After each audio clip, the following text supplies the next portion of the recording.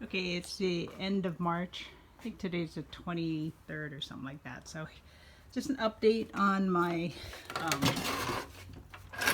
seed starting.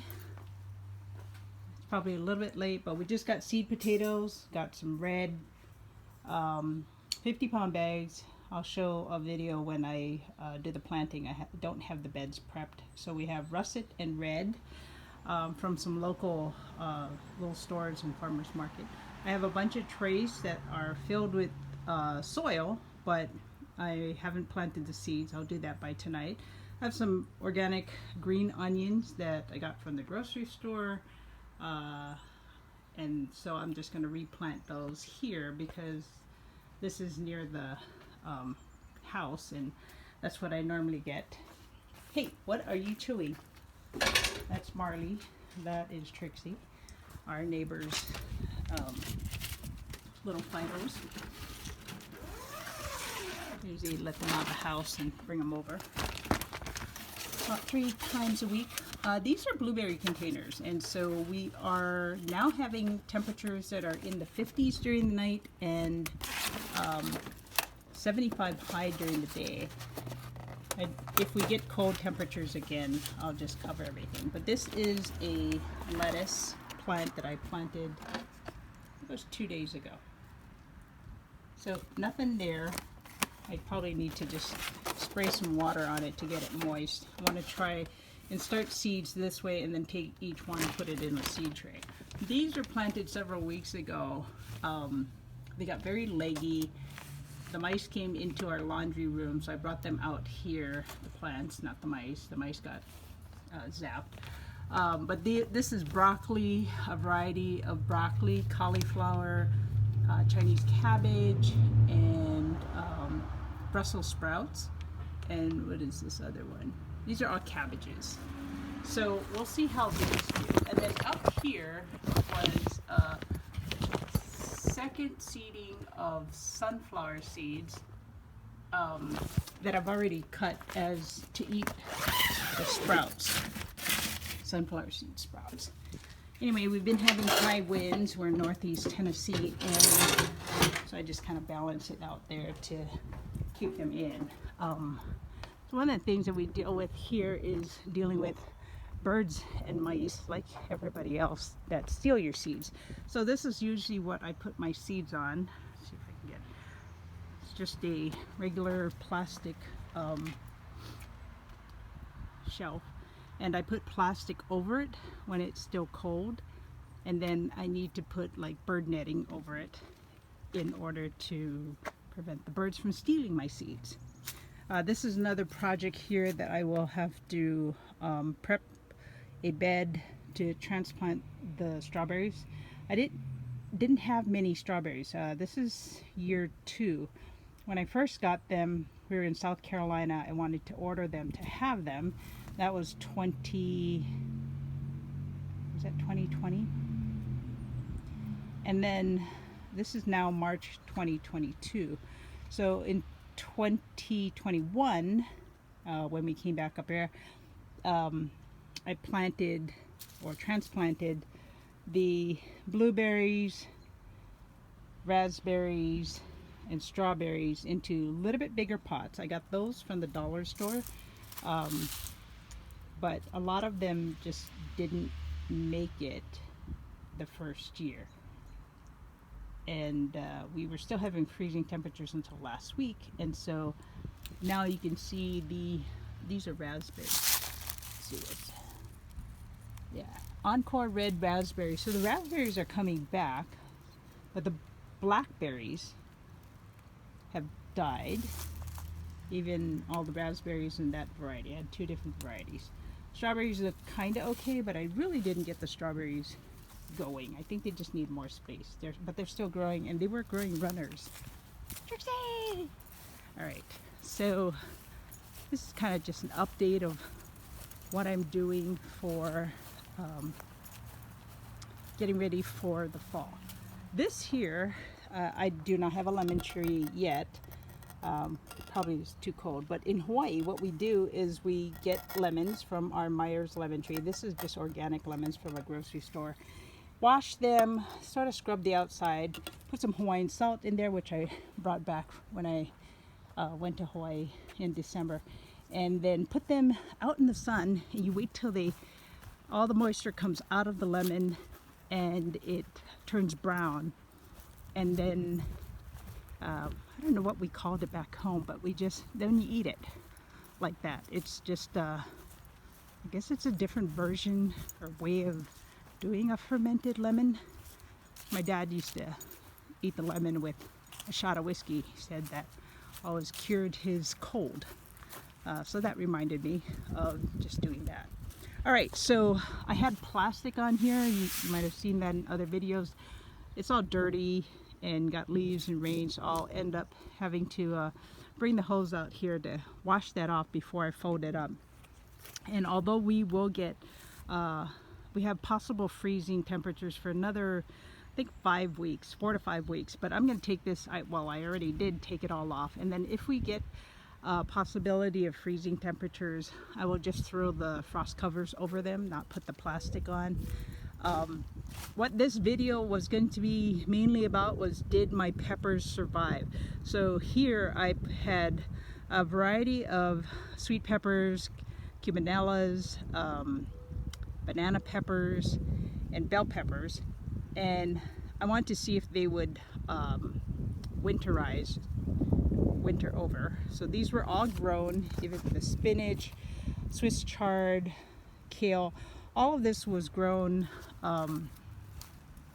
last year. This part was grown or planted rather in, I would say, late last year, probably September. This part was last minute, right before our first frost, so the leaves are kind of small, but I've been harvesting spinach, 2 different types of spinach from the Dollar Tree. Just threw a bunch of packets down here, watered them, prayed that they would kind of grow before our first winter, and it did. And so it gave us some greens, and then with the plastic over it, even though it could survive winter, I wanted to preserve these peppers. So the peppers, in order to try to preserve them, they said from the videos I watched to cut the greens off and leave them in the soil that it was in, and put some mulch down, and then I put 2 layers of frost cover over it, plus the plastic that went over this makeshift hoop house, which I did not finish last year, and the first snow caved in my cattle panel. So I put this is a broken what do you call it? Mailbox. Gosh, can't even think. Mailbox that it was holding up. Anyway, so this will be probably a 2 or 3 parter update, getting ready for spring. But mainly I want to see if this snaps, then we know that it's dried out. And I did not water it during the winter, and no rain or snow got onto it because the plastic was in here. So soil is very dry. So let's see. Yeah. So you can see a little bit of green in there though, which means there's some life still in here. So what I'm going to do after I pull this off and check it, I just want to make sure there's no mice or anything inside of here. I did put some things in containers, and the rest of the, like this, just fried. Not fried, but froze. And then, let's see, what was it? Oh, darn. Bunch of ants. So I will get diatomaceous earth and dump that all in here. What was it? No marker. The marker died, but there's some green in there. So after I take this off, I'll get gloves and spread diatomaceous earth here to get rid of these ants. And then I will check these. There is some green in there. So it's possible the bell or the peppers will give some life. I don't know. once I get some gloves and take all of this off, I will double check. I think this was my lemon tree. My lemon tree actually survived last year. I bought a Myers lemon from, I forget, one of the online places. I knew Myers lemon couldn't handle frost, but yeah, I left it outside and I didn't cover it, and it was still alive down to the bottom. This is still green. So I'm gonna try and revive it and probably then retransplant it when it gets cold again and see if it'll survive. So some projects that I'm working on right now is, besides answering the question, did the bell pepper survive? I won't truly know until I get all of that off of there and it warms up and we see whether or not leaves grow. I'll probably just trim it back some more since I do still see green in the peppers. I'm also starting a variety of my same peppers that I like in seed starts, and I'll transplant them there also in the same area. I'll mend the soil. So I had frost covers on these two, no plastic, and look how nice these overwinterized. I did harvest from this during the winter. This is probably some broccoli, some these are regular green onions that are super huge. So I usually took this, cut that up and put it in the freezer. So you can see some broccoli heads here. And what else? There's a bunch of celery that I had. It's so, the flavor is so strong, I forget which variety that I had planted. I had planted a bunch in there and some of it had froze, and then the ones in here, because it was covered, they seem to do well. This is red cabbage. I'm gonna get a bug cover on here. I'm hoping that I have enough time where the as long as I cover them today, I'm hoping that the white moths won't come and eat my greens, because this was all kept for the greens during the winter. So I'm gonna just let them continue to grow, and I'm hoping that that cabbage will come out, because I didn't get any cabbage last year. There's also some Swiss chard over there, and there's one thing of lettuce. I think that's speckled lettuce. I threw a whole bunch of lettuce seeds here during the winter, and I got one tiny little one. Okay, I had a bunch of weeds here, so that's what all that is. I'll throw that in the compost pile. My neighbor just gave me 5 pallets, so I'm gonna finally make a pallet composting thing, which I'm excited about. There's another onion. I don't know if that's like a bulb onion, because this does not look like a bulb. Usually when I buy green onions, the dirt is so dry. I just stick them in the ground just to get more greens. This is a white. I think this is a super large white variety of Swiss chard, along with more onions. They might be green onions and some more Swiss chard. I really like Swiss chard. So this is all my organic garlic that I bought, probably from Trader Joe's, and also on Azure Standard. I bought it from another place. So I will usually buy organic garlic, and this year I decided, or this last year, I think it was October or November, I planted all of this. And we had an unusual warm weather in December, like sometimes up to the 80s.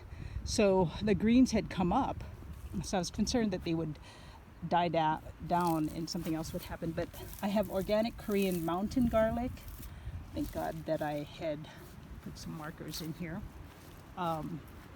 So that probably goes along this double row or something. And then I think there's like 3 varieties of garlic in here. And the groundhog and the other squirrels and other animals don't like onions and garlic. So I didn't have to wrap it with chicken wire like I do everything else. And I even put up these things, which are kind of expensive, to cover it. But garlic doesn't need to be covered during the winter. So this has survived multiple times of frost and we had a good amount of snow. Well, good enough for us. It usually melts within a day or two. So we had maybe one good snowfall, 6 inches. We had another one that was 6 inches, but then it melted within a couple of days. Otherwise, that's fine. I had half a bed of sorrel. To me, it smells like lemon pledge, so I can't thoroughly enjoy it because it's just like I'm eating pledge. It has a tart flavor, but now it doesn't taste like lemon pledge. It just tastes like lemon. So it's a good mixture. It's not good for cooking. It'll get soggy. But I pulled it all up because I wasn't eating it, and there was tons of it here, and I was just using it as compost. So I decided to just pull it all up because it was a wasted space of half of my 4x8 raised beds. And yeah, another video I'll do is when I make those neighbor's fence way over there. Neighbor's fence fell down during a high wind, and so we took one part that was on my other neighbor's driveway, and she said, if you can cut it up and move it, you're more than welcome to have it. So we ended up cutting it into 3 boards each for sideboards, and it will make great beds. We actually have a bunch there. We have a bunch all along the side of that part there, and we'll have to figure out where we're going to get the soil, but we have tons of leaves still left. And on this side of the fence, the other side of the fence, we have a lot of wood branches that fell down, so that will fill up the bottom. So we'll have some stuff to fill up the raised beds for the potatoes. I did not uncover this yet. It'll be a surprise, another video.